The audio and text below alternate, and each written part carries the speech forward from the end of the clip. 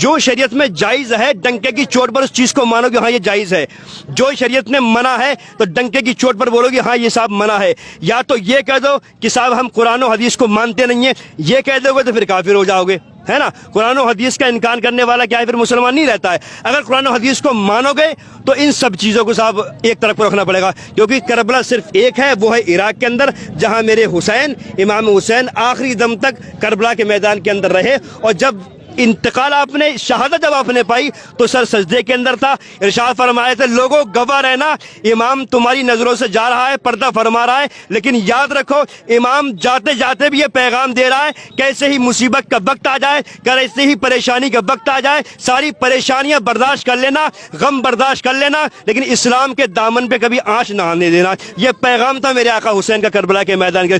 کوئی بھی یہ بتا دے، سب کو میں چیلنج دیتا ہوں، کوئی بھی یہ بتا دے مجھے ایک بھائی کہ یہ بتاؤ کہ کربلا کے میدان میں امام حسین کو شہید کرنے کے بعد میں جب قافلہ کربلا سے لے کے ملک شام پہنچا تھا یا کوفہ پہنچا تھا اور ہوتا ہوا مدینہ شریف پہنچا تھا تو 3 دن تک ڈھول بجائے گئے تھے. آپ سب لوگ ایک آواز میں بولنا، یہ بتاؤ وہاں پر ڈھول 3 دن حسینیوں نے بجائے تھے یا یزیدیوں نے بجائے تھے؟ کس نے بجائے تھے؟ یزیدیوں نے بجائے تھے نا. سب اس بات کو مانتے، جو اس بات کو نہیں مانے صاحب وہ مسلمان ہو ہی نہیں سکتا. یزیدیوں نے ڈھول بجائے تھے. اب جب قافلہ امام حسین کا صاحب لٹا ہوا ملک شام پہنچا یزید کے دربار میں، زینب یزید کے سامنے موجود ہے. یزید نے کیا کہا تھا زینب سے، اے زینب اللہ کا شکر ہے کہ صاحب اللہ نے ہمیں کامیابی دی ہے. یزید اس وقت مطلب وہ بھی اسلام کا ماننے والا تھا، وہ بھی قرآن کی نالج رکھنے والا تھا، قرآن کا حافظ تھا یزید. یزید نے کیا بولا زینب سے، زینب اللہ کا شکر ہے کہ اللہ نے ہمیں کامیابی دی ہے، اللہ نے ہمیں فتح دی ہے. اس فتح کی خوشی کے موقع پر ہم نے جو جنگ جیتی ہے اس موقع پر ہم اعلان کرتے ہیں پورے شہر کے اندر میلہ لگا جائے اور ہر گھر سے عورت بچے بوڑھے جوان سارے کے سارے اس میلے میں جاؤ، خرید و فروخت کرو. سب کو یہ کرنا پڑے گا. سارے کے سارے لوگ گئے، میلہ لگایا، خرید و فروخت کی. اب مجھے آپ اپنے دل پہ ہاتھ رکھ کے یہ بتاؤ، اگر باقی آقا حسین سے محبت ہے تو یہ بتاؤ کہ وہاں جو میلہ لگایا تھا وہ حسینیوں نے لگایا تھا، یزیدیوں نے لگایا تھا؟ یزیدیوں نے لگایا تھا نا میلہ. تو میلہ لگانا کس کا طریقہ ہے، حسینیوں کا یزیدیوں کا؟ یزیدیوں کا. تو میلے کے اندر حسین کے گھر والے گئے تھے یا پھر یزیدیوں کے چاہنے والے گئے تھے؟ یزیدیوں کے چاہنے والے گئے تھے میلے کے اندر خرید و فروخت کرنے کے لیے. اچھا حسین والے جاتے ہی کیوں؟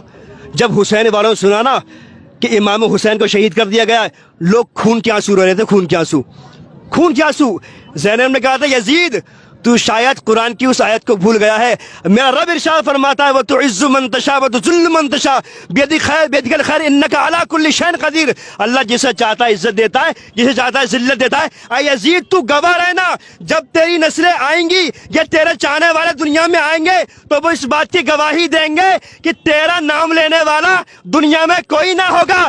جس ماں کے یہاں بیٹا پیدا ہوگا کوئی یزید نہ رکھے گا اس کا نام. جس ماں کے یہاں بیٹا پیدا ہوگا جو حسین کا ماننے والا ہوگا، ہر ماں اپنے بچے کا نام حسین کے نام پہ رکھے گی. سبحان اللہ، ہے نا. یہ کربلا کے میدان میں زینب نے آواز لگائی تھی یزید کے سامنے. اور یہاں تک بتاتے ہیں جو وہاں پر ایک صحابی رسول تھے، انہوں نے کہا تھا جب زینب بول رہی تھی نا یزید سے تو ایسا لگ رہا تھا جیسے امام علی مقام بات کر رہے ہیں. سبحان اللہ، امام علی مقام بات کر رہے ہیں. ملک شام میں کٹا ہوا قافلہ، لٹا ہوا قافلہ، سب سے اونچا امام حسین کا سر، زین العابدین کا سر، قاسم کا سر، اونو محمد کا سر، ہے نا، اصغر کا سر، اکبر کا سر. ان لوگوں نے سر کی تہ بنا کے اوپر لگایا امام حسین کا سر اور وہاں جا رہے تھے ڈھول بجاتے ہوئے. تو میرے بھائی یہ شریعت نہیں ہے نا. باقی ہم حسینی ہیں تو ہمیں چاہیے ہم نمازوں سے محبت کریں، ہم نمازوں کی پابندی کریں، ہم دین سے محبت کریں. بس ایک ایک کر کے میں آپ لوگوں سے بس یہی جاننا چاہوں گا کہ یہ بتاؤ ہم لوگ مطلب طبیعت پر چلنا چاہیں گے یا شریعت پر چلنا چاہیں گے؟ بھائی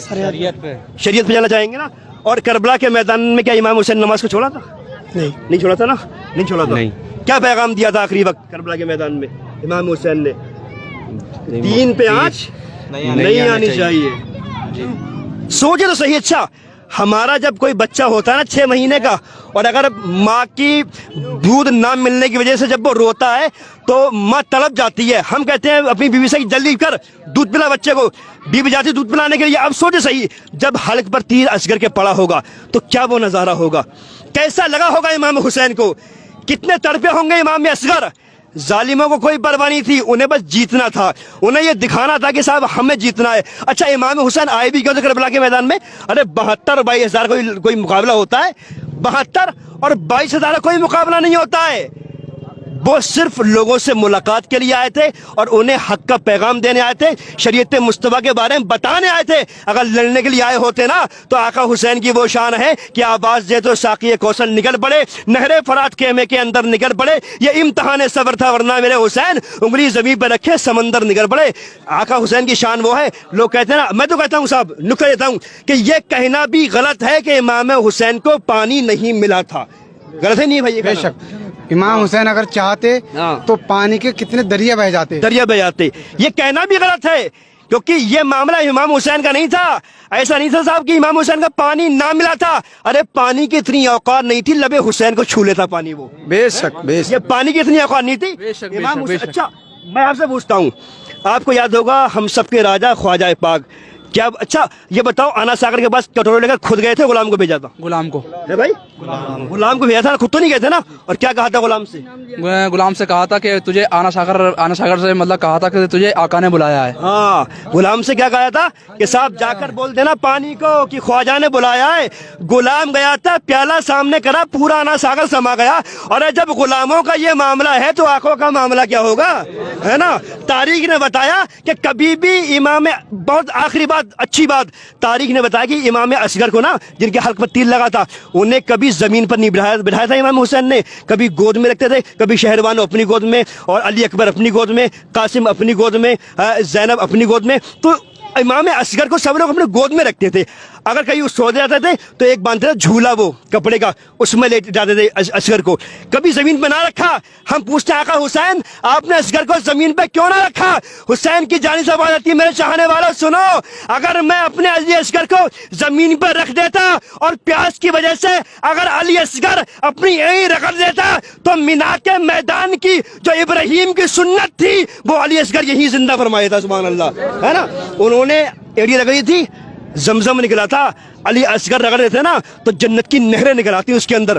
تو ہم حسینی ہیں، ہمیں کام وہ کرنا ہے جو آقا حسین نے ہمیں کرنے کا حکم دیا ہے میرے بھائیوں، وہ کام نہیں کرنا ہے جو یزیدیوں نے کرنے کا حکم دیا تھا۔ میلے لگائے یزیدیوں نے، ڈھول بجائے یزیدیوں نے، خوشی منائی یزیدیوں نے۔ اب ہم یہ بولتے ہیں کہ صاحب ہم تو اس لیے ڈھول بجاتے ہیں کہ صاحب حسین زندہ تھے، زندہ ہیں، شہید ہوئے، مرے نہیں ہیں۔ تو میں کہتا ہوں کہ ڈھول بجانا چاہے خوشی کا معاملہ ہو یا غم کا معاملہ ہو، کسی بھی طریقے جائز ہی نہیں ہے۔ آپ کوئی شراب پیے کہ صاحب میں شراب اس لیے پی رہا ہوں کہ حسین جیت گئے تھے کربلا میں، ابے شراب ہے وہ، شراب ظالم شراب ہے وہ۔ ہاں جہاں تک کہ میری نظر میں سبھی کو پتا ہے، یہ جو ہم ڈھول بجا رہے ہیں، تاجیے نکال رہے ہیں، اور یہ جو کربلا پہ جا رہے ہیں، یہ سب کو پتا ہے یہ غلط ہے، غلط ہے، لیکن کوئی ماننے والا نہیں ہے اس چیز کو۔ یہ ہے اپنی اپنی مرضی چلا رہے ہیں، کچھ مستی کرنے آ رہے ہیں، بس یہ پتا سب کو ہے کہ مانیں گے انشاءاللہ، حسینی رنگ چلے گا دنیا پہ انشاءاللہ۔ بس کیا ہے کوشش ہمیں تمہیں کرنا ہوگی۔ پتہ کیسے مانیں گے؟ اب سے کچھ سال پہلے ہم نے کچھا کی سرزمین پہ دیکھا ہے کہ ہر تاجیے کے ساتھ میں ڈھول آتے ہی آتے تھے۔ آج کی تاریخ دیکھو، کوئی ڈھول بجانے والا یہاں موجود نہیں کچھا کے اندر، آج کوئی ڈھول بجانے والا نہیں ہے۔ کیوں نہیں ہے؟ دھیرے دھیرے انشاءاللہ معاشرہ بدلے گا۔ اب سب نوجوان ہو، اب سب کو آگے آنا پڑے گا نا۔ میں نے سنا ہے کچھ لوگ بولتے ہیں صاحب یہ پرانے جو بڑے بوڑھے تھے انہوں نے کچھ زیادہ معاملہ خراب کر دیا۔ خیر اللہ نے جنت جن کا انتقال ہو گیا ہے، لیکن انشاءاللہ آپ ہم سب نوجوان ہیں، ہے نا؟ جب ہمارا اپنا وقت آئے گا، بہن بیٹی کو بھی یہاں پہ نہیں آنا چاہیے کربلا میں۔ یار وہی تو معاملہ ہے۔ اچھا سوچنے والی بات ہے، سب سے پاک جگہ یہ بتاؤ بازار ہے یا مسجد؟ مسجد ہے نا، سب سے پاک جگہ مسجد ہے۔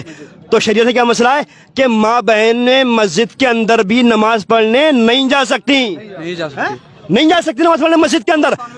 ہاں تو جب جو پاک جگہ سب سے زیادہ ہے مسجد، جب وہاں ماں بہنوں کا جانا جائز نہیں ہے تو ان فرضی کربلا میں جانا کیوں جائز ہو جائے گا؟ ماں بہنوں کا یا میلوں میں جانا کیوں جائز ہو جائے گا؟ سوچنے والی بات ہے۔ جب اللہ نے عقل دی ہے نا، عقل دی ہے، لیکن تو امام حسین کا یہی پیغام ہے کہ صاحب اپنے آپ کو ہم اور آپ روکیں۔ کربلا صرف ایک ہے، وہ ہے عراق کے اندر، اور دعا کریں اللہ رب العزت ہم سب کو اس کی زیارت نصیب فرمائے اس کربلا کی، ہے نا؟ تو مطلب اب جب ہر گاؤں کے اندر 20 تاجیے بناؤ گے تو کہاں ان کو لے کر جاؤ گے؟ ایک گاؤں میں ایک بنا لو، اس کا ادب احترام کر لو اور اللہ سے التجا کرو کہ مولا امام حسین کے صدقے ہماری بخشش فرما دے، اللہ دعا قبول فرمانے والا ہے۔ مت بناؤ 20 30 گاؤں کے اندر۔ اب چلو ہم نے مان لیا یہاں ابھی سب نے لوگ دفن کر دی تاجیے اپنے، اب ہم تم سب گھر چلے جائیں گے۔ کل سے یہاں वहाँ जानवर लैट्रिन पेशाब करेंगे कल से, इंसान भी लैट्रिन पेशाब करते हैं भाई, हैं भाई? इंसान भी आते हैं यहाँ टॉयलेट करने। कूड़ा कबाड़ा सब आता है। अब बताइए, जिसके नाम पर हम साहब मरने मिटने तैयार हैं, कुछ लोग तो माजल्ला ताजे को इमाम हुसैन भी कह देते हैं, इमाम हुसैन है ये, है ना, तो इनको हमने यहाँ दफना दिया लोगों ने। अब कल से यहाँ पर लैट्रिन पेशाब हो रही है, इसका जिम्मेदार कौन है मेरे भाइयों? तो हम ऐसा काम क्यों करेंगे जिससे हमें कांटे लगे? तो हमें चाहिए हम नेक काम करें, अच्छे। हाँ, अल्लाह ने हमें बहुत पैसा दिया ना, किसी गरीब का हम सहारा बन जाएं, किसी बेवा का हम सहारा बन जाएं, किसी यतीम के सर पे हम हाथ रख दें। जब यतीम के सर पे हमारा हाथ होगा तो हम यहाँ भी कामयाब होंगे, मैदान महशर में भी कामयाब होंगे, क्योंकि हम आका इमाम हुसैनी गुलाम है ना, उनके हम गुलाम हैं, जिनकी शान ये है। एक शायर इस तरीके से कहता है कि जिंदा था और आज भी जिंदा हुसैन है। और ये सच्चाई भी है, सच्चाई भी ये है कि हुसैन कल भी जिंदा थे, हुसैन आज भी जिंदा है, ता क़यामत जिंदा रहेंगे, क्योंकि अल्लाह ने फरमाया है कि जो लोग अल्लाह की राह में शहीद हो जाएं उनको मुर्दा मत कहो बल्कि वो जिंदा है। तो मेरे भाई गुजारिश मैं सबसे करूंगा नौजवानों से कि आइंदा याद रखें, और ये मेलों ठेलों में आने वाली ये करबला जिसको हम बोलते हैं, इसमें आने वाली कोई और नहीं है, हमारी अपनी माँ बहनें ही हैं, हमारी अपनी माँ बहनें हैं। तो जिम्मेदारी हमारी बनती है कि साहब अगर हमारी बीवी कुछ चाहिए मेले में से, तू हमें बता, हम तुझे मार्केट से ला कर देंगे, 10 रुपये महंगी मिल जाएगी चीज़, मार्केट से हम ला कर देंगे। लेकिन नहीं साहब, वो जा रही है मेलों के अंदर, वो जा रही है साहब करबलाओं पे। मेरे भाइयों कोई करबला नहीं है। गुजारिश ये है कि जब हमारा अपना इंशाल्लाह मुआशरे को हम और आप खुद बदलें, धीरे धीरे मुआशरा तब्दील होता चला जाएगा। तो गुजारिश चाहिए कि साहब करबला सिर्फ एक है, वो है इराक के अंदर, वही करबला है जहाँ मेरे इमाम हुसैन ने खुद और 72 जानिसारों को अल्लाह रब्बुल इज़्ज़त की रज़ा के लिए लुटा दिया था, कटा दिया था। एक ही बचे थे ज़ैनुल आबिदीन, जिनकी बरकतों से आज भी दुनिया के अंदर क़यामत तक सैयद ज़ादे आते रहेंगे, जाते रहेंगे। सैयदों का सिलसिला जो जारी है वो ज़ैनुल आबिदीन के अकेले करबला के मैदान से बचने की वजह से है, और उन्हें बचना ही था, सैयदों की नस्लों को आगे बढ़ाना था, इसलिए उनको अल्लाह रब्बुल इज़्ज़त को बचाना था। वो बचे, करबला के मैदान में इमाम हुसैन शहीद हुए। तो मेरे भाई करबला सिर्फ एक है, वो है इराक के अंदर। फ़र्ज़ करो, अल्लाह ना करे, अल्लाह ना करे, अगर मैदान महशर में अल्लाह रब्बुल इज़्ज़त ने ये सवाल तुमसे कर लिया कि तुमने अपनी अपनी करबलाओं के अंदर जिनको दफन किया है उन शहीदों को निकाल कर लाओ, हम कहाँ से लाएंगे वो शहीद भाई? सोचने वाली बात है। अल्लाह ना करे उस दफ ने हमसे सवाल कर लिया कि जो तुमने दफन किए हैं करबला के मैदान में, जो तुम्हारी करबलाएं थीं, तो उन करबलाओं में से उन शहीदों को लाओ निकाल कर। क्या लाओगे? ये कैमरे लेके जाओगे इसके अंदर से निकाल के? ये तो पहले गल चुकी होंगी साहब। तो मेरे भाई शरीयत की मानो, ना कि अपनी तबीयत की।